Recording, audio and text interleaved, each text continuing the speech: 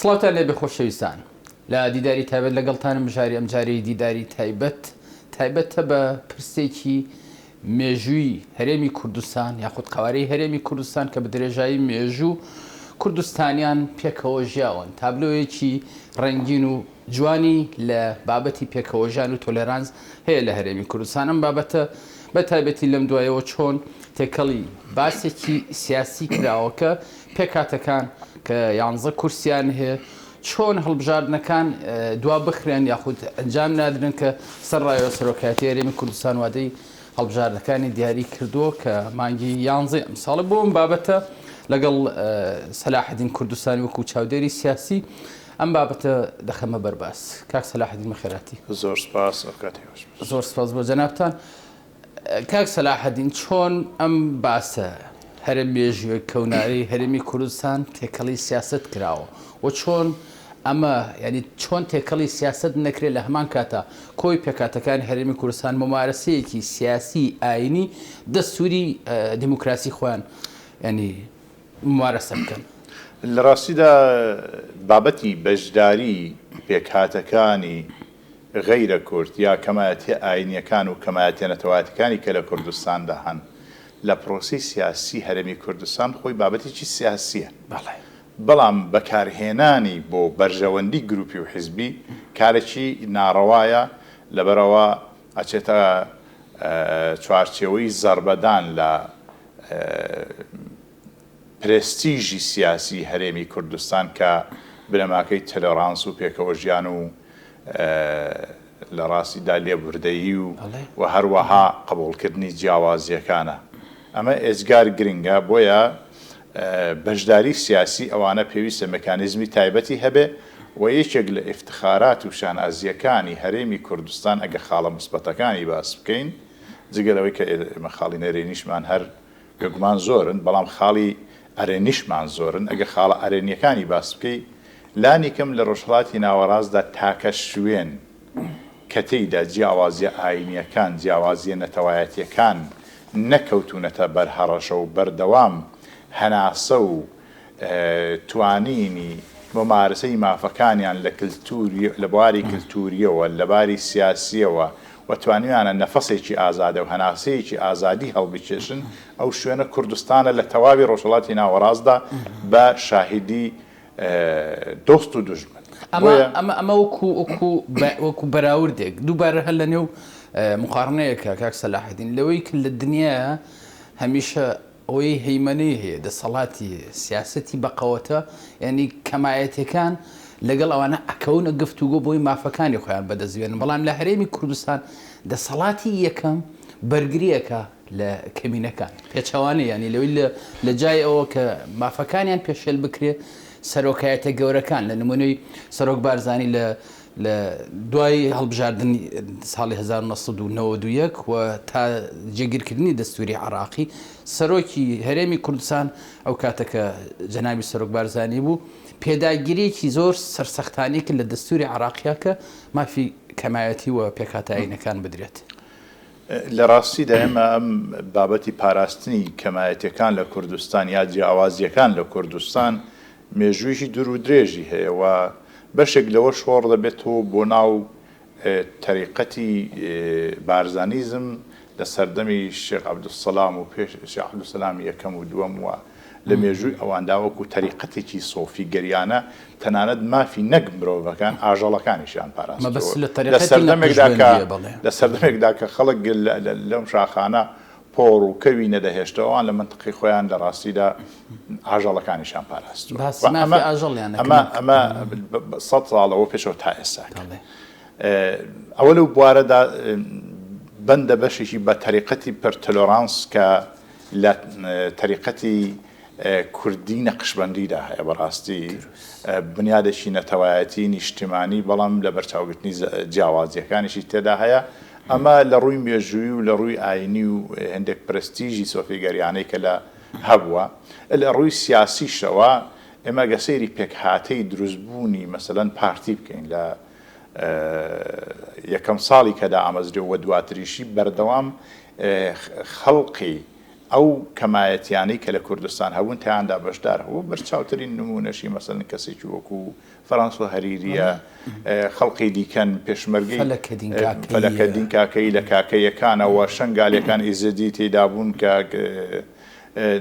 زۆرن ینی تۆ ئەم دوایە کە کۆنگرەی پارتی بەسرا ینی یەکێک لە تەکلیفەکانی جەنابی سەرۆرە بوو کە برای ئەزیدیەکان جیاوازی پۆزتیڤ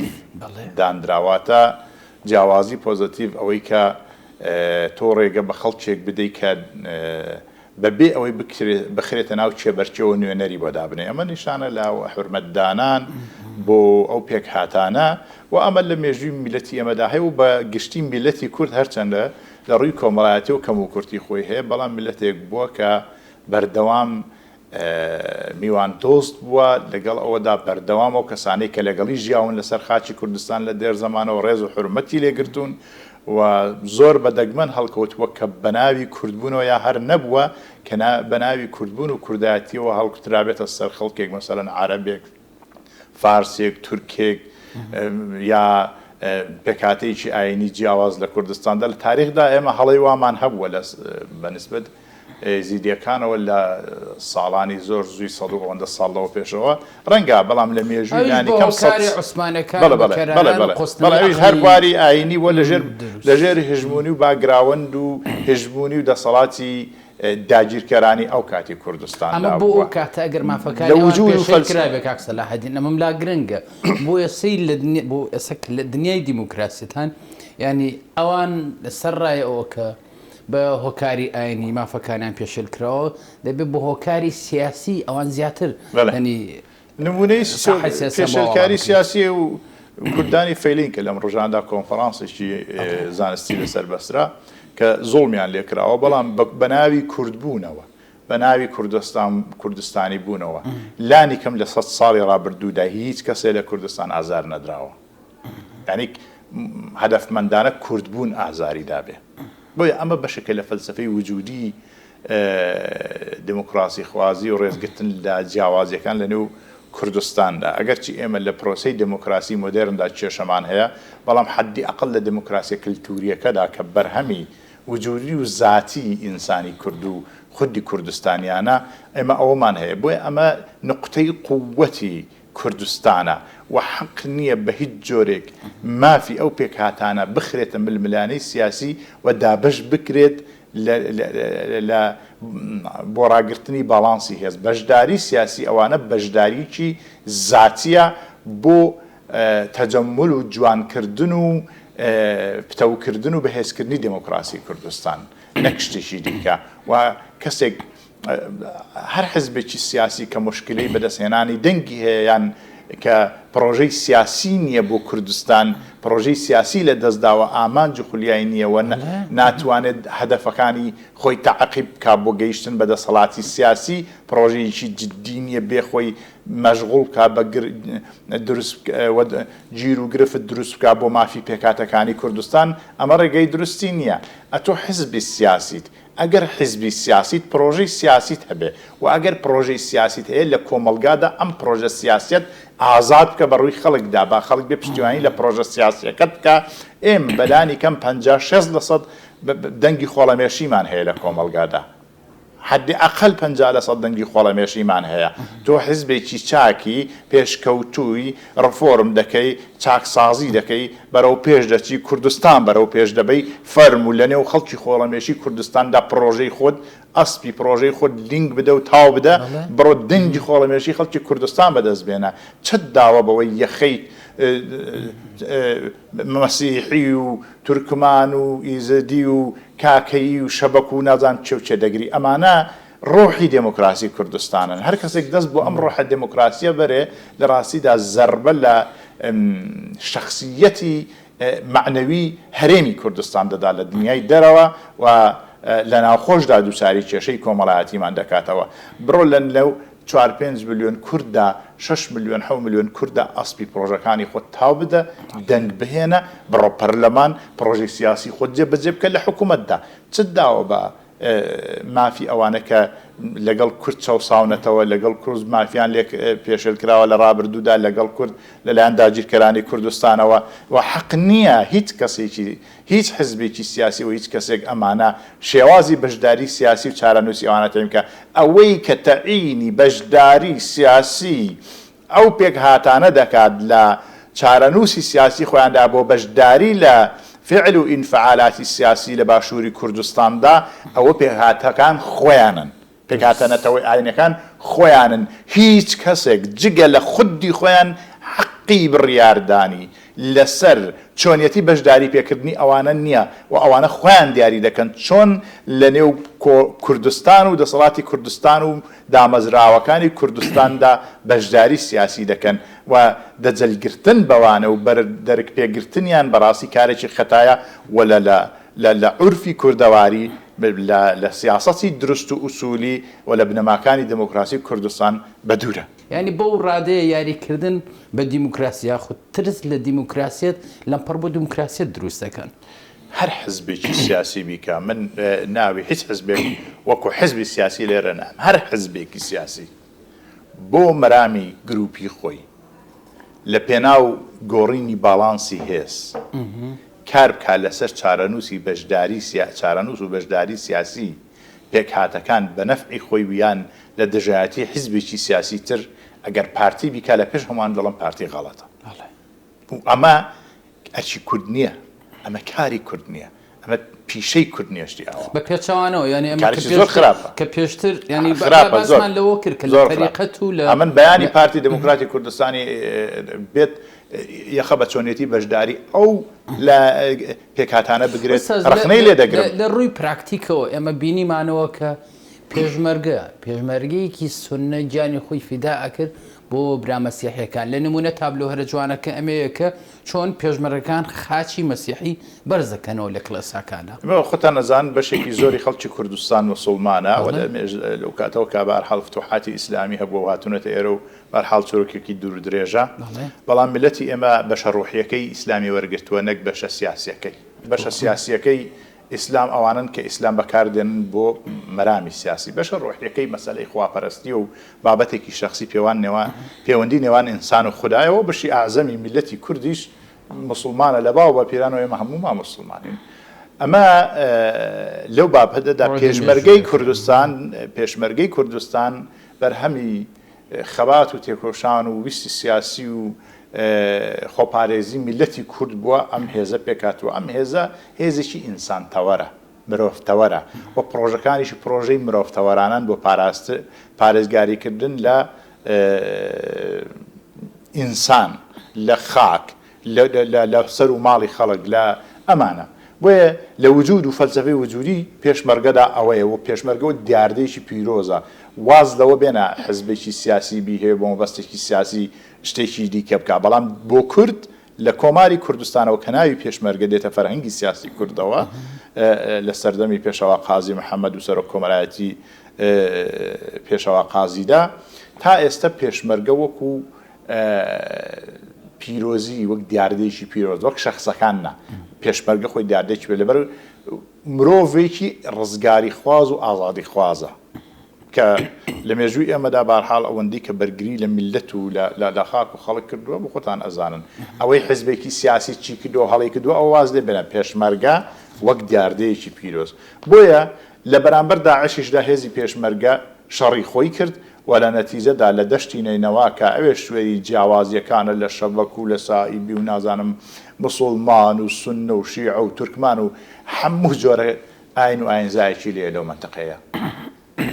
کە شەڕی داعشی کرد و داعشی تێکەکان لەو ناوچانە تەبعەن بەو وجودە ئازادی خوازانەیە کە پێشمەرگە هەیەی بەو تەبعە مرۆڤتەوەرانە و بەو سیاسەتەش کە حکوومەتی هەرێمی کوردستان هەیەی وەکو پارێزەری لێ قەوماوان کە بەڕاستی پارێزەری لێ قەوماوان بوو 1,800,000 ئاوارەی سووریا و بەشە پەناهێندەی سووریا و ئاوارەی ناوخۆیی عێراق کە پەناهێن ئاوارە بوون بنەو باشووری کوردستان هێزی پێشمەرگەی کوردستان بوو بە قەڵغانی پارێزەری ئەوانە و ئەگەر ئێستێش هێزی پێشمەرگەی کوردستان نەبێت دوژمنانی کورد و کوردستان لە ئێمە ناگەڕن نەک ئێمە پێکهاتەکانیش لەگەڵ ئێمە جارێکتر جینۆساید و ئینفال دەکەنەوە هێزی پێشمەرگە بەو فەلسەفەیە بەشداری کردووە کە پارێزەری وجودی ئینسانی ئینسانەکان تەقدیری ئەم کارانی پێشمەرگە و هەرێمی کوردستان گیراوە ینی ڕێزی لێ گیراوە ئەمە لەو کاتە کە ئەیبینینەوە مامۆستا سەلاحەدین لەوەی کە لە نمونەی وەفدە بیانەکان کێنە هەرێمی کوردستان تابلۆ جوانەکە لە نمونەی پاپای ڤاتیکان کێتە هەولێر ئەم تابلۆیە حتمەن بارتەقای ئەو کارە ینی پڕ لە پێکەوە ژیان مرۆڤ سەنتەریە کە جەنابتان هێزگار مهمە زۆر گرنگە تەبعەن پاراستنی مەسیحیەکان چونکە ڕێژەی مەسیحی لە جیهانە خۆتان نەزان نێ ژمارەیەکی ملیاردان تێپەڕێنێ بە ئۆرتۆدۆکس و بە ئەوانەی دیکەوە کاتۆلیکەوە هەموو شاخەکانیەوە پاراستنی مەسیحیەکان لە کوردستان لە ڕووی بەرژەوەندی سیاسیشەوە جگەل لەبارە ئینسانی و کللتوریەکەی لە ڕووی بەرژەوەندی سیاسیشەوە بۆ کوردستان دەستەبەری زۆر شتی کردووە لە دنیای دەرەوەدا ڕاستە بەداخەوە بەرژەوەندی و مەساڵحی دەوڵەتان زۆر جار مافی کوردیان خسۆتە پەراوێز وە خۆمانزانیمان کە لە سەردەمی ڕەفراندۆم ماوەمان بەوازحی بینی کە بەداخەوە دەوڵەتان بەرژەوەندەکانی خۆیان هەڵبژارد تا پرەنسیپی ئەخلاقی ڕێزگرتن لە مافی نەتەوەی جۆک و نەتەوەی کورد لەسەر بنەمای ئەمە ئێمە بەرژەوەندی سیاسیشمان لەوەدایە کە ئەم پێکاتانە پارێزین زۆرترین ئاسانکاریان بۆ بکەین بۆ بەشداری سیاسیان نەک عەرقەلە دروستکەین بۆیان بۆیە ئێمە لە ڕاستە لە دنیادا دەوڵەتان زۆر جار لەسەر مەنافعی خۆیان یا بە پێ ڕێکەوتن نامەکانی پێشەوەی وەکو سایکس پیکۆ لۆزان و ئەوانە هەڵسکۆتیان لەگەڵ ئێمە کردووە بەڵام لە ڕای گشتی جیهانیدا بە تایبەتی لە ڕۆژاوا کورد خۆشەویستێکی تایبەتی هەیە ئێستا وە پێشمەرگە ناوێکی نێودەوڵەتیە ئێستا لە جیهانی پاراستنی سەربازی و ئاشتەوایی و ئەمانەدا ناوێکی نێودەوڵەتی و ڕێز و حرمەتیکە ئەمە سەرمایەکی گەورەیە بۆ ملەتی ئێمە کە ڕۆژێک لە ڕۆژان ئەم سەرمایە هەر بەرهەمی خۆی وەردەگرەوە بەرهەمی خەباتی پێشمەرگە و پاراستنی ئەو کەمایەتیە نەتەوایانە بوو و ئاینی و مەسەبیانە وایە ئێستاش ئەمانە وان بەس خۆ ئێستا لە وڵاتێکی وەکو چین کابرایەکی چینی چینیەکی چەپە کابرا گەندامی حیزبی کۆمۆنیستی فەڕانسەیە فەڕانسەویەکی چەپە وەکو چۆن ئێمە موسڵمانی نەک ئەوەی چەپێکی فەڕانسەوی بێ نە چەپبوونی پێش فەڕانسەوی بوونی خۆی نەخستووە بەس بەدبەختی ئێمە لێرە ئەوەیە کە مەسەلەن کەسێک گەندامی حیزبێکی ئیسلامیە ئیسلامیەکی کوردە نەک کوردێکی ئیسلامی ئەمە زۆر جیاوازن لە یەکتری ڕێک پێچەوانە یەکترن ئەمە بۆ دووبارە ئەماڵێم و ئەم تابلۆیە چەندێ جوانە هەر بۆیە لە لای بە تایبەتی پارتی دیموکراتی کوردستان بۆتە هێڵی سوور و بۆتە ناکۆکی نێوماڵی کوردی طبعا پارتی ئێدعای ئەوە دەکات کە قەزی میلەتی کوردی لەسەر شانە حەجمێکی گەورەی دەسەڵاتی هەیە و کاک مەسعود خاوەنی کۆمەڵێک مەبادئ و پرەنسیپە کە لەسەر و مەسائیلی حیزبایەتی و کاری گروهیە لەسەر و ئەوانەوەی لەسەر و لە چوارچەوەی نیشتیمانی بووندا بیر لە بابەتانە دەکاتەوە و مەساڵحی میلەتی ئێمە ئەوە دەخوازێت کە زۆر فراوانتر بوو بۆیە لەو چوارچەوە فراوانەدا بیری لێ دەکاتەوە لە نەتیجەدا پارتی خۆی بە مەسئول هەزاران لە بەرامبەر گیانی ئەوانەدا لە بەرامبەر ماڵ سەر و سامانیاندا دەسەڵاتی قەهری پارتی نەبێ لە هەندێک لەو شارانی کوردستان هەندێک لایەنی سیاسی خەڵکان دەدەن پەلاماری ماڵ و مناڵی ئەوانەش بدە هەندێک لایەنی سیاسی هەیە هەروەکو چۆنیشیان لەسەرنانی دەستیان حرامە لەگەڵیانە مەعامەلەکردن کابرا وا ئەڵێ ئەڵە تۆ ئیزدیەکت هێنا ئیشت پێکرد ئێوارە پارەی مێرە و دەریکە یعنی زانی چۆنە من تێناگەم ئەو کابرایە ئەو یا هەر کەسێک ئەو کەسانی کە قسانە دەکەن بەو پێکاتە جیاوازانە باشە دایک و باوکیوی بە مەسیحی بوونای ئەمیش مەسیحی نەدەبووەکوان دایک و باوکیوی ئیزدی بوونامیش ئیزدی نەدەبووەکوان ئەو دایکی باوکی تۆ ئیسلامی بۆ تۆژی بۆ ماوەی بوون بە زۆر بەدەگمەن لە نێو کووردا هەیە بەدەگمەن مەگە کەسە زۆر پێگەیشتوەکان کە دەگەنە مەرحەلەی گەورەی تەسەوور لە ڕووی سەیریکە ئێمە لە باپیرانەوە ئیسلامان بۆ ماوەتەوانێک بەدەگمەن کەسمان هەیە کە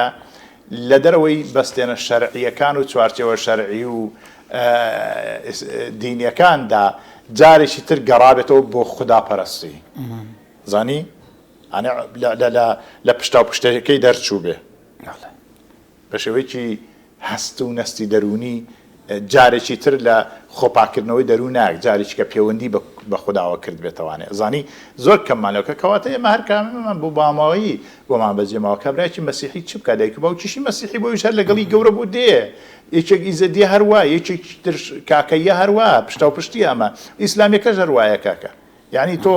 مناڵێک بەرە پەروەردەی بکە لە وڵاتێکی تر ناوی ئیسلامی هەر نەبیستە بێ با لە تۆش لە دایک بوو خۆ نازانە ئیسلامی بە زۆرینەیە پەیامەکەی وەرنەگرێت پشتا و پشتیش وەری نەگرتووە لە نەتیجەدا تۆ ناتوانی زوڵم لە هیچ کەسێکی بکەیت بە زۆر بێنی دینێکی بەسەر دابسەپێنی وەکو خۆتی لێ بکەیت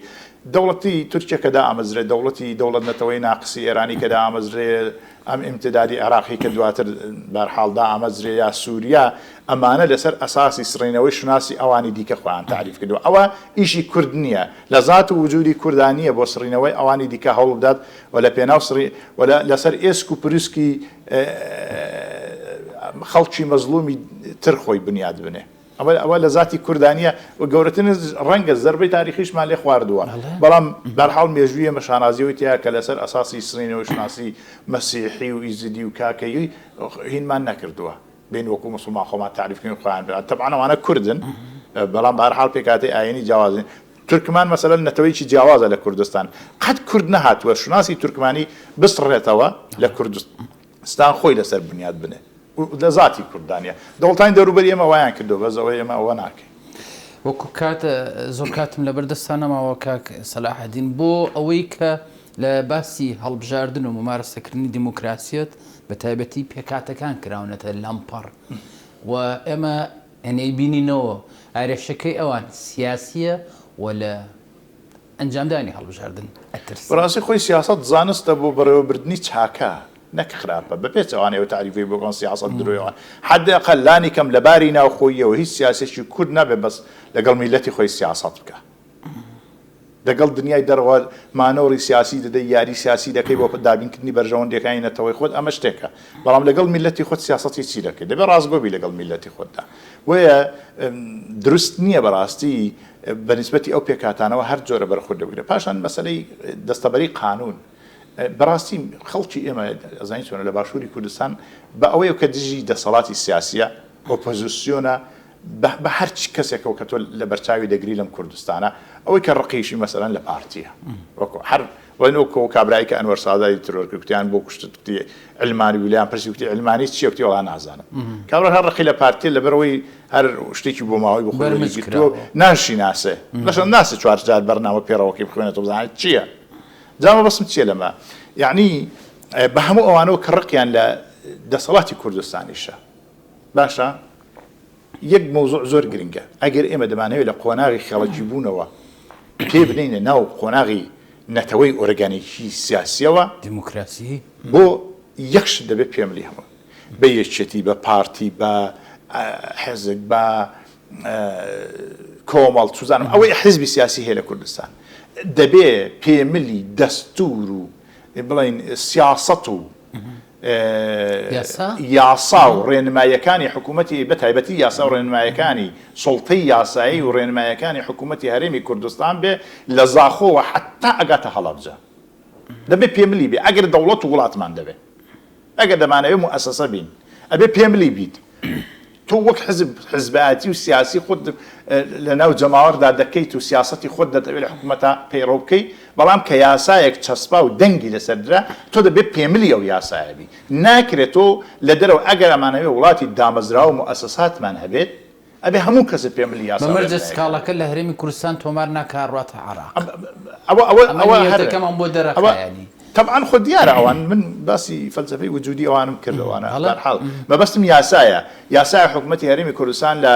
ئەنجومەنی وەزیران کە پەرلەمان دەریکردووە ئەنجومەنی وەزیران جێبەجێ دەکات لە هەڵەبجە دەبێت حکوومەتی هەرێم دەسەڵاتی ئەو جێبەجێکردنەی هەبێ ئەگەر وڵاتمان دەوێت ئەگەر وڵاتیشمان نابێت دەمانەوێت کاولی بکەین وەشتێکی دیکە بە عاشکرا ڕای بگەێنن بڵێ دەمانەوێت وڵاتە هەڵوەشێنین و لە بینی بەرین ئەجێناگە تۆ سوڵتەی یاسا و دەسەڵاتە دەوێت ئەو کەسانێک کە یاسایان خوێندووە ئەزانن کە یەکێک لە بنەماکانی سەروەری سوڵتە و ئۆتۆریتەی یاسایە لە سەرجەم کون و خوشببوونی ئەم وڵاتەدا دەبێت ڕێگە بدەن یاسا جێبەجێ بێ ئەگەر وڵاتمان دەوێت دەمانەوێت بەرەو پرۆسی بەرەو جۆرێ لە سەروەری چیان بڕۆین دەبێت لێگەڕین ئەو حکوومەتەی کە دەسەڵات یاساکان جێبەجێ دەکات توانای جێبەجێکردنی هەبێت لە سەرجەم منتقەکانی هەرێمی کوردستاندا ناکرێت داوای دموکراسی بکەیت و داوای ماف بکەیت و بەڵام هیچ ئەرکێکی یاسایی جێبەجێ نەکەی ئەمە خراپە ئەمە خراپە جا پارتی بیکە یەکێتی بیکار کەسەی بیکە خۆ خەڵکیش بەهەرحاڵ خەڵکی کوردستان وشیارە ئازانێت چێ لە دژی سەرپێچی کاری یاسایی دەکا بە تایبەتی ئەو یاسا و ڕێنمایانەی کە حکوومەتی هەرێمی کوردستان وەکو دەسەڵاتێکی کە مەشروعەتی وەرگرتووە لە دەنجی خەڵک. دنیا سپاس بۆ سەلاحەدین کوردستانی زۆر بەخێراتی. زۆر سپاس بۆ تۆش مەمنون. زۆر سپاس. خۆشەویستان و ئازانێوەش کامەران بن.